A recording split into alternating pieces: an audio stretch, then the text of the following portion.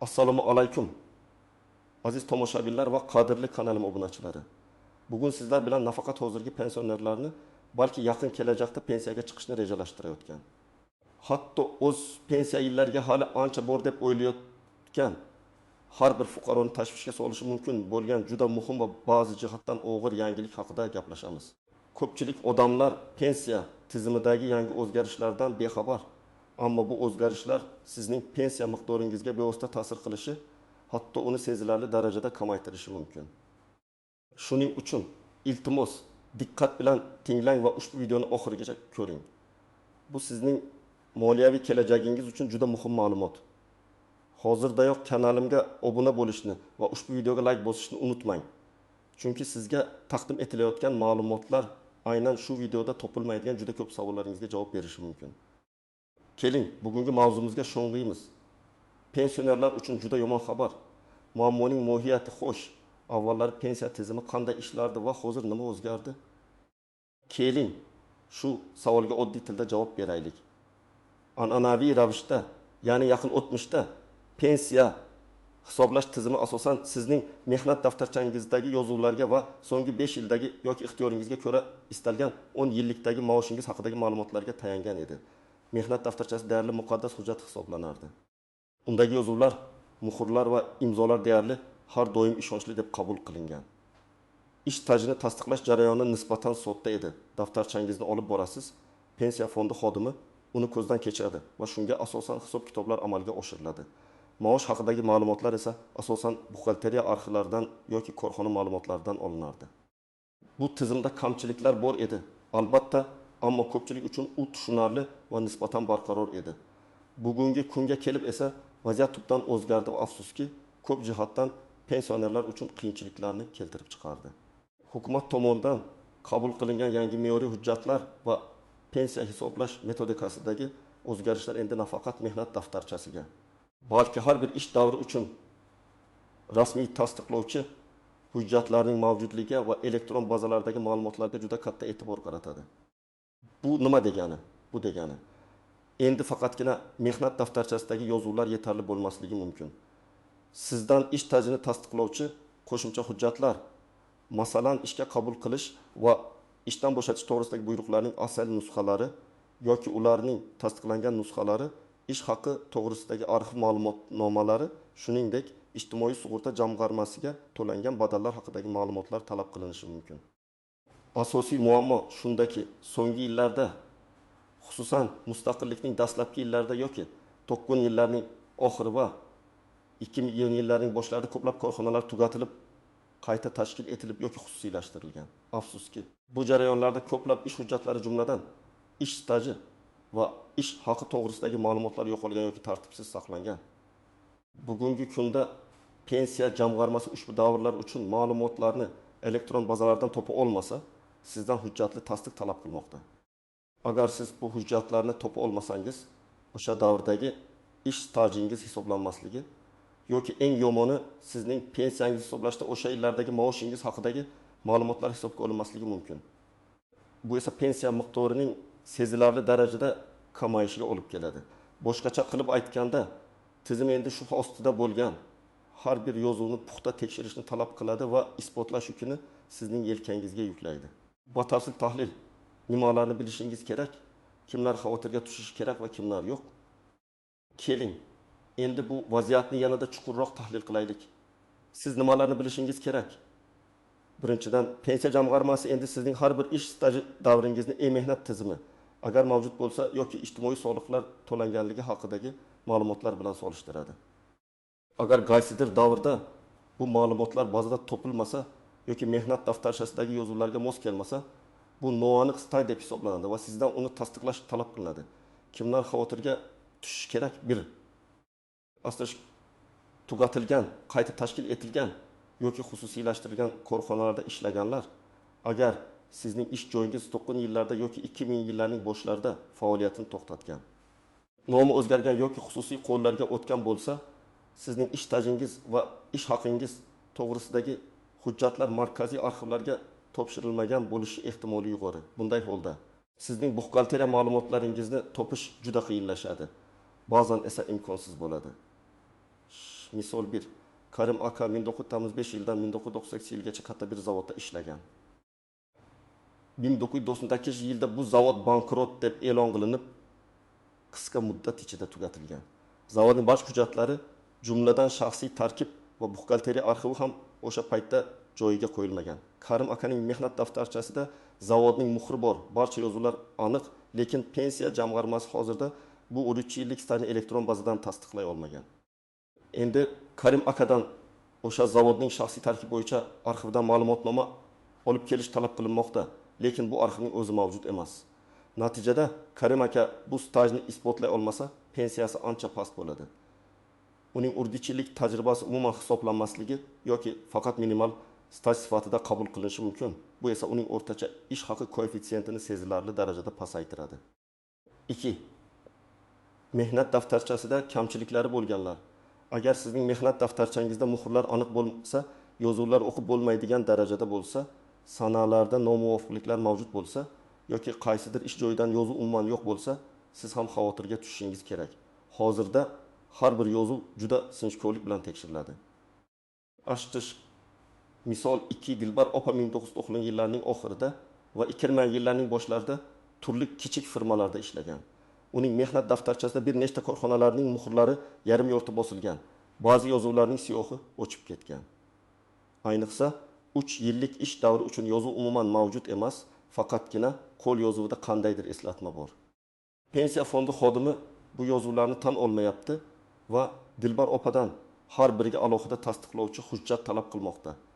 Dilbar opa esa bu firmalarning aksariyati yo'q bo'lib ketganini, rahbarlarni topa olmasligini aytib sarosimaga tushgan. Agar bu yozuvlar tasdiqlanmasa, uning pensiya staji kamayib, nafaqasining miqdori ham kamayadi.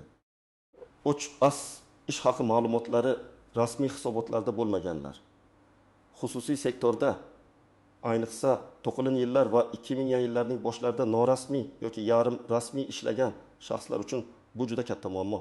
Agar ish beruvchi sizning maoshingizni to'liq to'da rasmiy hisobotlarda ko'rsatmagan bo'lsa va ijtimoiy badallarni to'lamagan bo'lsa, hozirda bu davrdagi ish haqingizni tasdiqlash deyarli imkonsiz. Pensiya hisoblashda esa aynan rasmiy ish haqi ma'lumotlari muhim. Misol 3. Mirjalol aka 2000 yillarda bir xususiy savdo do'konida menejer bo'lib ishlagan. Uning mehnat daftarchasida yozuv bor, lekin xo'jayini uning maoshini rasmiy hujjatlarda minimal darajada ko'rsatgan. Qolgan qismini konvertda bergan. Pensiyaga chiqish vaqtida pensiya fondi Mirjalol akaning o'sha yillardagi maoshi bo'yicha rasmiy ma'lumot so'ragan. Ammo arxivda yoki soliq bazasida faqat minimal ish haqi ko'rsatilgan. Natijada Mirjalol akaning o'sha davrdagi yuqori maoshi pensiyaga hisoblanmayapti. Bu esa uning pensiya miqdorini kutilgandan 2 barobar kamaytirmoqda. Ko'p ish joyini almashtirganlar. Har bir ish joyidan hujjatlarni to'plash zarurati, ayniqsa turli viloyatlardagi ish joylari bo'lsa, jarayonni murakkablashtiradi. 5. Norasmiy qo'lga pul ishlaganlar. Agar sizning ish tajribangizning qaysidir qismi hech qanday rasmiy hujjatlarsiz, shunchaki kelishuv asosida bo'lgan bo'lsa, bu stajni tasdiqlashning deyarli imkoni yo'q. Kimlar unchalik xavotirga tushmasligi kerak? Bin. Katta davlat korxonalarida barqaror ishlaganlar. Agar sizning butun ish tajribangiz yirik davlat korxonalarida yoki doimiy ravishda faoliyat yuritayotgan tashkilotlarda bo'lsa va ularning axloqi tartibli yuritilgan bo'lsa, sizda bunday korxonalarning hujjatlari ko'pincha markaziy arxivlarga topshirilgan bo'ladi. Zamonaviy davrda mehnat tizimi joriy etilgandan so'ng ishlaganlar. Agar sizning butun ish tarixingiz so'nggi yillarda raqamli tizimlar orqali qayd etilgan bo'lsa, sizning ma'lumotlaringiz elektron bazalarda mavjud bo'ladi va ularni tasdiqlashda deyarli muammo tug'ilmaydi. Barcha hujjatlarni ehtiyotkorlik bilan saqlaganlar, har bir ish joyidan ishga qabul qilish, ishdan bo'shatish buyruqlarining nusxalari, ish haqi hisobvaraq fakturalari, расчетный list va boshqa hujjatlarni saqlab kelganlar uchun stajni tasdiqlash osonroq bo'ladi. Istisnolar, tuzoqlar va noaniq jihatlar.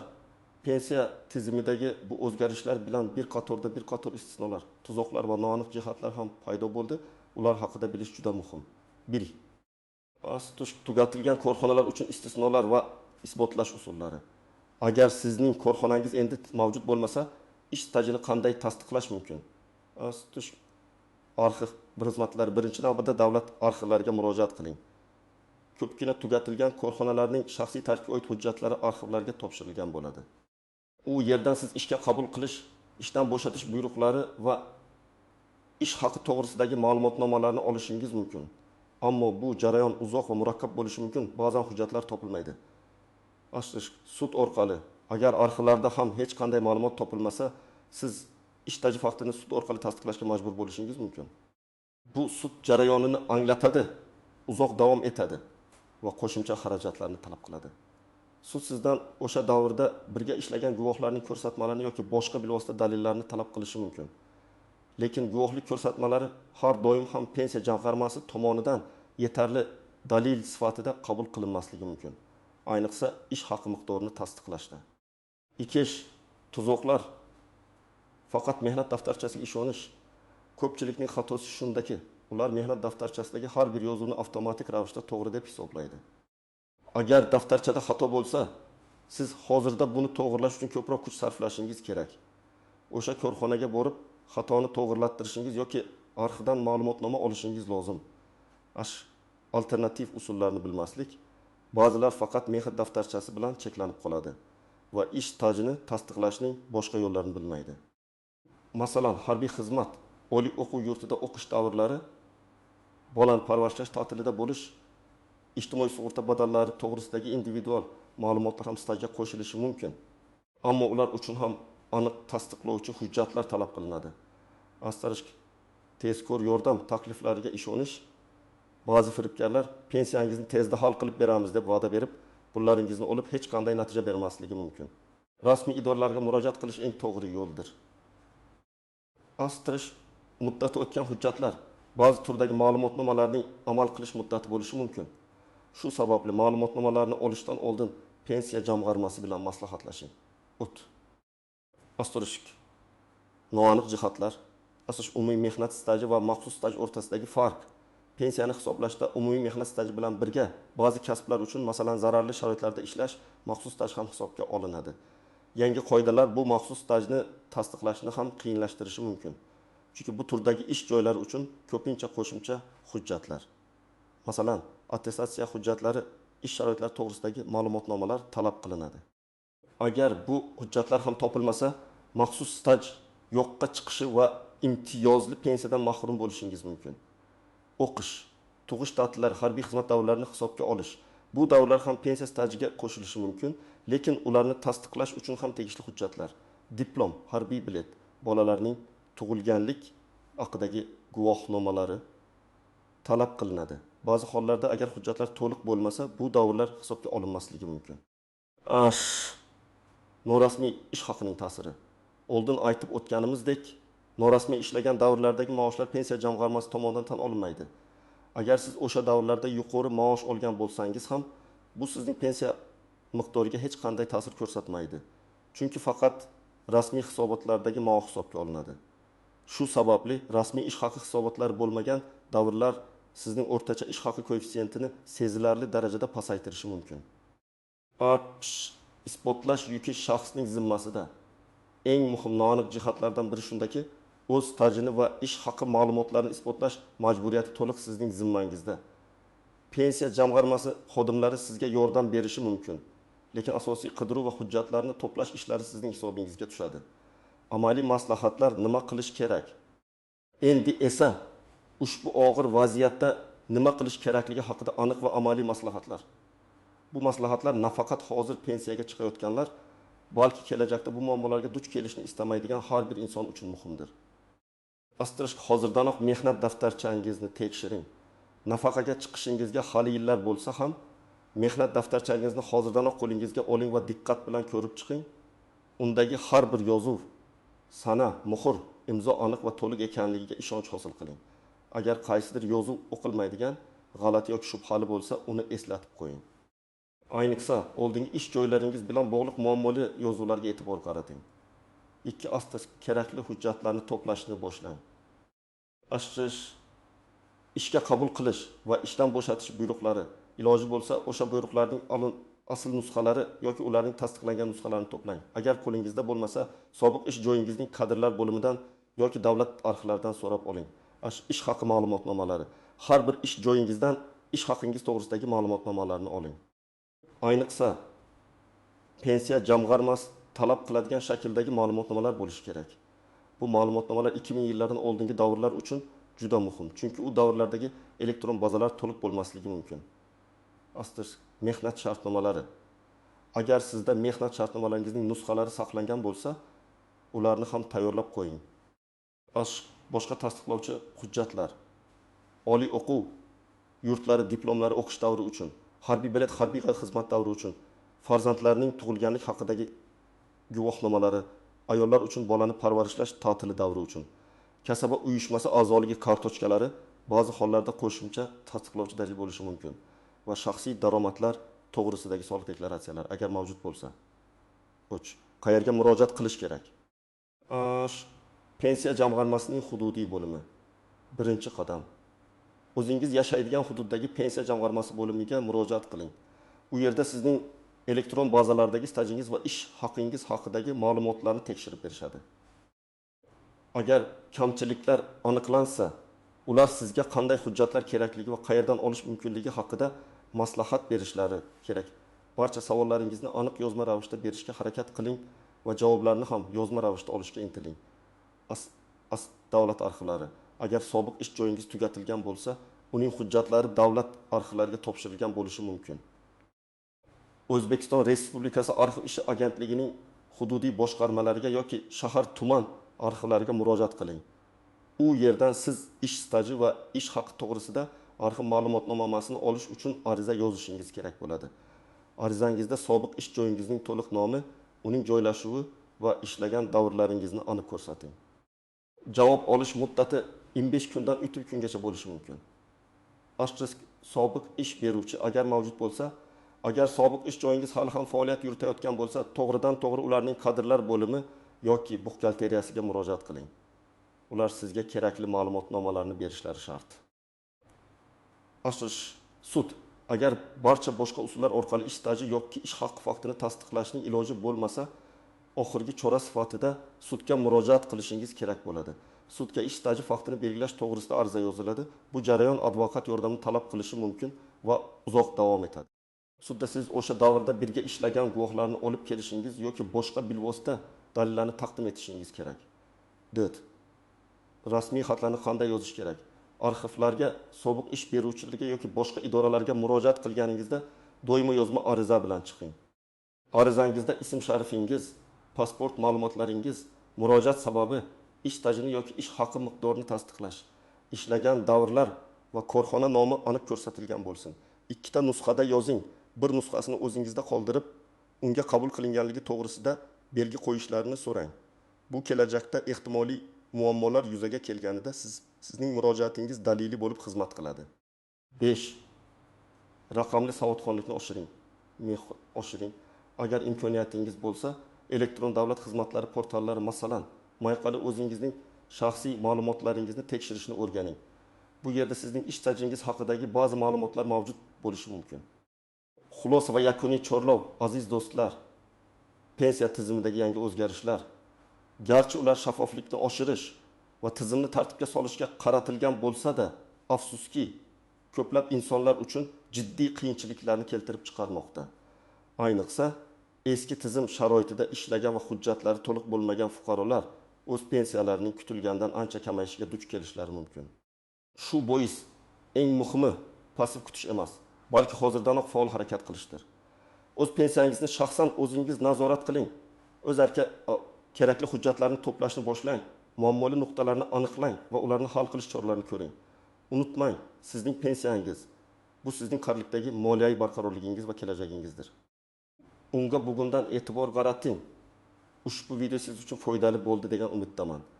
Sizning tajribangiz, ushbu mavzu bo'yicha savollaringiz yoki shaxsiy holatlaringizni kommentariyalarda kutib qolaman.